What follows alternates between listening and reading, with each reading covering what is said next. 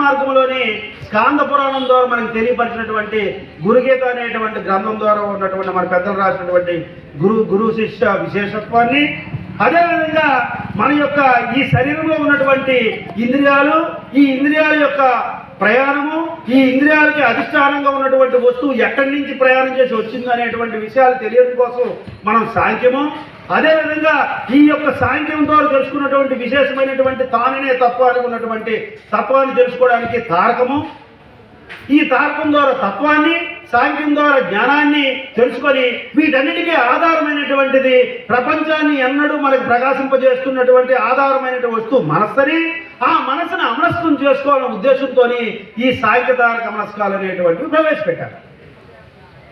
అవి ప్రవేశపెట్టిన తర్వాత వాటిని మీరు విచారం చేస్తే చాలామంది పెద్దలు మోటుగా మాట్లాడేవారు. సాంఖ్యం, లెక్క, తారకం ఇలాంటివన్నీ మాటలు మాట్లాడి వాళ్ళు దృఢత్వంతో ముందుకు పోయేవారు. కానీ మన పెద్ద అయినటువంటి కృష్ణదేశ ప్రభుల వారి అందరూ కూడా శివరామదీశ్వరు యొక్క సిద్ధాంత గ్రంథాన్ని సంపూర్ణంగా విచారణ చేసుకుని వారు ఆయన ఒక్క మాట చెప్పాడు. ఆయన ఎంత కష్టపడ్డారు అనేటువంటి విషయాన్ని మీరందరూ కూడా అంతే మనం కూడా ప్రయాణించాల్సిన అవసరం ఉంది. జై జై సద్గురు మహారాజ్కి. రేపమ్మా అమ్మని రేపు నిద్రపోతున్నాం ఇక్కడ ఇంటి జరిపోయి. జై శివరామదేశ్ సద్గురు మహారాజ్కి. కృష్ణదేశ ప్రభుల వారు మనకి ఏం చెప్తున్నారంటే, దేశాటనంబు చేసితి. ఏం చేశాడు? దేశాటనంబు చేసితి, వ్రాసితి గ్రంథములు కొన్ని, వరగురు శిష్యులు చేసేటి చర్చను వింటిని, రోసిత మోక్షాద్యపేక్ష. అంటే జ్ఞాన మార్గం అంతా కూడా మోక్షం అనే అపేక్షతో కూడుకొని ఉన్నటువంటిదే. పరిపూర్ణ మార్గంలో మోక్షాపేక్ష లేదు. అందుకు రోసితే మోక్షాద్యపేక్ష, రూఢిగా వినిమి. రూఢి అనే మాట ఎందుకు వాడారు? శివరామ దీక్షంలో ఆరుడు భాగ్యులకి మోక్షాపేక్ష కలిగినటువంటి ఆరుక్షులకి వ్యత్యాసాన్ని గురు శిష్య సంవాదంగా మనకి సంకల్ప నివృత్తి అద్వైత శంఖ నిరసన ప్రకారంలో ఏర్పాటు చేశారు. సమాజ నిరసన ప్రకారంలో శివరామ.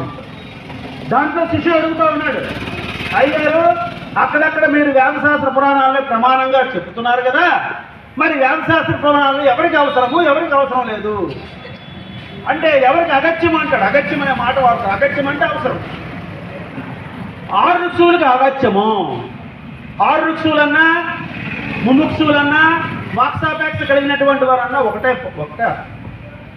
అటువంటి ఆరు రుక్షువులకి శాస్త్రాలతోని, వేదాలతోని, ఇతర ఉపనిషత్తులతోని గురువుల వల్ల పని ఉంటుంది.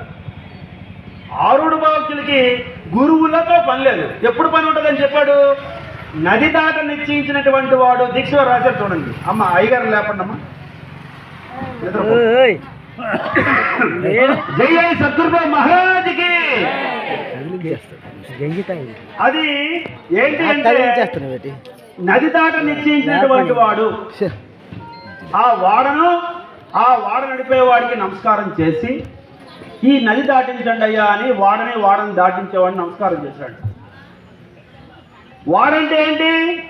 ఆ శాస్త్రం యొక్క గ్రంథం. వాడ నడిపేవాడు అంటే ఎవరు? ఆ శాస్త్రంలో ఉన్నటువంటి విషయాన్ని చెప్పేవారు. వాడ దాటిన తర్వాత అంటే నీకు ఆ శాస్త్రం యొక్క వ్యవహారం తెలిసింది. ఆ వాడ దాటిన తర్వాత ఆ నది, ఆ వాడతోనూ ఆ వాడ నడిపేవాడితో పని లేనట్టుగా ఉండగలగాలి. అతని సిద్ధాంతం. లేదు ఆ వాడతోనే ఉన్నారనుకోండి, ఈ ఒడ్డు నుంచి ఆ ఒడ్డుకి వెళ్తాడు, అహం బ్రహ్మాస్మి అయింది. ఆ ఒడ్డు నుంచి ఈ ఒడ్డుకి వస్తే ఐమాత్ బ్రహ్మ అయింది. మళ్ళీ ఈ ఒడ్డు నుంచి ఆ ఒడ్డుకి వెళ్తే తప్తమసి బ్రహ్మ అయింది. ఆ ఒడ్డు నుంచి ఈ ఒడ్డుకి వస్తే అహం బ్రహ్మాస్మి అయింది. ఇక ఇదే తంతు. దాందుకు దీక్ష వారు ఏం రాశారంటే, వేదశాస్త్రములను మనం ఎంత విచారించినను చిగురు కొమ్మల ఛాయవత్తు. ఎట్లా? చిగురు కొమ్మల ఛాయవత్తు. చిగురు కొమ్మల ఛాయ అంటే ఏంటి? ఒక కొమ్మకి చిగురు పోస్తుంది. ఆ చిగురు మళ్ళీ ఏమైంది? కొమ్మ అయింది. ఆ కొమ్మ మళ్ళీ ఏమైంది? చిగురు అయింది. చిగురు కొమ్మ దాని జీవితాంతం. దీక్షవారు చూడండి ఎంత దీర్ఘంగా ఆలోచించారు ఆ విషయాన్ని అయ్యగారు. చిగురు కొమ్మల ఛాయవత్తు క్రియా పర్యవసానము. బ్రహ్మమే నీవు, నీవే బ్రహ్మం రా అంటాడు. నువ్వు ఎంత కింద మీద విచారించు. మరి నీవు బ్రహ్మం అయితే గోడ చాటొస్తే అవతల ఏం జరుగుతుందో నీకు ఎందుకు తెలియట్లేదు? అందుకు వాళ్ళు ఏమంటారని చెప్తున్న కృష్ణప్రభుల వారు, అంతటా కలని ఎరుకని ఎంతో వాదించుచుందరు ఎరుగని వాడాలి అన్నాడు.